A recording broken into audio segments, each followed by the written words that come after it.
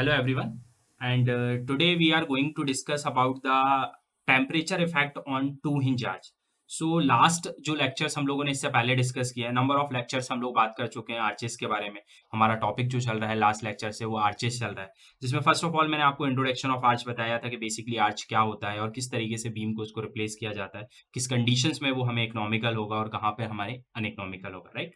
उसके बाद हम लोग आगे गए, हम लोगों ने उससे रिलेटेड कुछ क्वेश्चन किए कि कितने टाइप के आर्चेस होते हैं, जिसमें 3 हिंज आर्च की बात की, उसमें हमने कुछ क्वेश्चंस किए, 2 हिंज आर्च की बात की, उसके कुछ क्वेश्चंस किए, राइट। अब जो हम लोग बात करने वाले हैं वो बात करने वाले हैं टेम्परेचर इफेक्ट की। सो ऑलरेडी जब 3 हिंज आर्च मैंने आपको बताया था उसमें भी मैंने आपको टेम्परेचर इफेक्ट बताया था, बट वहां पे प्रॉब्लम मैंने आपको क्या बताई थी कि बेसिकली जब हम कोई आर्च बनाते हैं,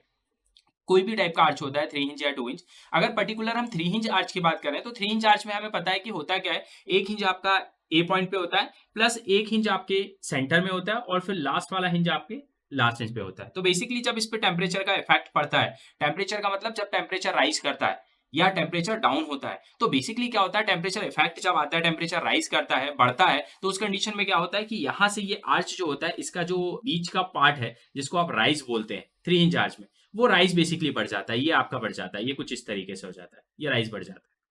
तो जो चेंजेस आते हैं वो यहाँ पे आते हैं, बिकॉज यहाँ पे क्या हिंज होने की वजह से ये फ्री रहता है ऊपर की तरफ मूव होने के लिए, तो जैसे टेम्परेचर बढ़ता है ये ऊपर की तरफ मूव हो जाता है। But in case of two hinge arch, जब लेकिन हम टू हिंज आर्च की बात करते हैं, तो टू हिंज आर्च में बेसिकली यहाँ पे हिंज नहीं होता। तो टू हिंज आर्च कैसा होता है, तो टू हिंज आर्च कुछ ऐसा होता है,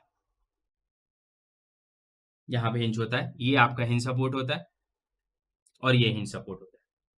तो टू हिंज आर्च में टेम्परेचर का इफेक्ट क्या करता है, जब यहाँ पे टेम्परेचर राइज करेगा और टू हिंज आर्च अगर आपका है, तो क्योंकि यहाँ पे कोई हिंज नहीं है, दैट मीन कि यहाँ से आर्च फ्री नहीं है मूवमेंट लेने के लिए, ना वो डिस्प्लेस हो सकता है ना कुछ हो सकता है, बिकॉज वहां से वो क्या हुआ है, वहां से बेसिकली वो फिक्स की तरह वेव करेगा, दैट मीन कि वहां से वो फ्री नहीं है मूव होने के लिए, ना वो ऊपर की तरफ जाएगा ना आगे बढ़ेगा। सो बेसिकली क्या होता है कि अब टू हिंज आर्च में दो केस बनते हैं कि अगर यहाँ पे आपका रोलर सपोर्ट आपने दिया है,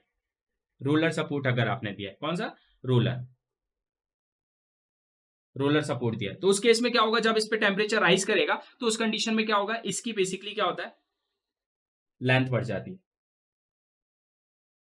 लेंथ बढ़ जाती है। कैसे बढ़ जाती है, तो बेसिकली लेंथ आपकी कहां से बढ़ती है, यहां से अगर ये बी पॉइंट है और ये बी डैश है, दैट मीन कि ये पोजीशन लेता है, डिस्प्लेसमेंट होता है बी से बी डैश के लिए,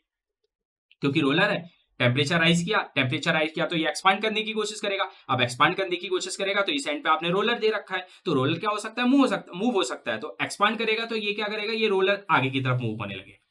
अब जैसे ये आगे की तरफ मूव होने लगेगा, दैट मीन कि इसकी जो लेंथ होगी, पहले लेंथ आपकी ये थी बट आपकी अब क्या हुई, एक्स्ट्रा लेंथ होगी। तो बेसिकली ये जो यहां से यहां तक का जो डिस्प्लेसमेंट होता है, इसको कैलकुलेट करते हैं अल्फा टी एल से। बेसिकली ये डिस्प्लेसमेंट कैलकुलेट होता है टेम्परेचर इफेक्ट की वजह से, ये अल्फा टी एल के बराबर होता है। अल्फा टी एल क्या है वो अभी आपको आगे पता चल जाए, राइट। अब इसी तरीके से मैं आगे जाता हूं, मैंने बोला कि अब ये भी हो सकता है, ये कंडीशन तो होगी रोलर सपोर्ट की, अब रोलर सपोर्ट अगर यहां दिया है तो यहां पे डिस्प्लेसमेंट हो जाएगा और यहां दिया है तो यहां आगे की तरफ डिस्प्लेस हो जाएगा। बट अगर मैंने दोनों तरफ हिंज सपोर्ट दिया, अगर मैंने यहाँ पे भी हिंज सपोर्ट दिया है और मैंने यहाँ पे भी हिंज सपोर्ट दिया, तो आपको पता है कि जो हिंज सपोर्ट होता है उसमें तो हॉरिजॉन्टल रिएक्शन आती है, राइट। रोलर सपोर्ट डिस्प्लेस क्यों हो पा रहा है, बिकॉज उसमें हॉरिजॉन्टल रिएक्शन ही नहीं आती, उसमें सिर्फ वर्टिकल आती है। दैट मीन कि वो उधर मूव होना चाह रहा है तो वो इजिली मूव हो सकता है, बिकॉज वहां से कोई भी हॉरिजॉन्टल रिएक्शन रोलर में नहीं आएगी उसको रोकने के लिए।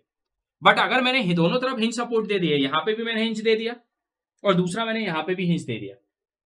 और ये 2 इंच आर्च है, और अब टेम्परेचर अगर राइज करता है, तो उस कंडीशन में जब टेम्परेचर राइज करेगा, ये इसकी लेंथ एल है, ये एक्सपांड तो होना चाहता है बट ये जो हिंज सपोर्ट है ये इसको एक्सपांड नहीं होने देगा, ये उसको क्या करेगा, वहीं रोक देगा। ये बढ़ना चाहता है बट ये आगे नहीं बढ़ने देगा। क्यों नहीं बढ़ने देगा, बिकॉज यहाँ पे हॉरिजॉन्टल रिएक्शन आती है, वो हॉरिजॉन्टल रिएक्शन क्या करेगी, इसको रोक लेगी, एक्सपांड नहीं होने देगी। तो उस कंडीशन में ये जो हॉरिजॉन्टल रिएक्शन जो कैलकुलेट होती है उसको कैसे कैलकुलेट करेंगे, बिकॉज यहाँ पे तो कंडीशन चेंज हो गई ना। अभी तक सिंपल क्या हो रहा था, सिर्फ लोडिंग की वजह से हम लोग हॉरिजॉन्टल रिएक्शन को कैलकुलेट कर रहे थे, बट अब यहाँ से टेम्परेचर इफेक्ट की वजह से आपकी हॉरिजॉन्टल रिएक्शन डेवलप होगी, तो उसको कैलकुलेट करने की दो कंडीशन है। पहला कि अगर आपका semi circular two hinge arch है, अगर आपका जो आर्च है वो सेमी सर्कुलर, तो सेमी सर्कुलर आर्च है तो आप जो एच कैलकुलेट करेंगे सेमी सर्कुलर के लिए वो करेंगे 4EI, बेसिकली लेंगे आप 4EI alpha T divided by pi R square. अगर किसकी बात कर रहे हैं, सेमी सर्कुलर आर्च की बात कर रहे हैं, सेमी सर्कुलर आर्च की बात कर रहे हैं, तो आप एच जो निकालेंगे, जो एच आपको टेम्परेचर की वजह से निकालना है, वो एच निकालने का फॉर्मूला होगा 4EI alpha T by pi R square, semi circular arch के केस में। और केस नंबर 2 क्या होगा कि अगर आपका पैराबोलिक आर्च होता है, आपका कौन सा आर्च होता है, पैराबोलिक आर्च होता है, तो उस केस में आप जब एच निकालेंगे तो ये कंडीशन आपकी बनेगी 15/8 I E naught alpha T by h square.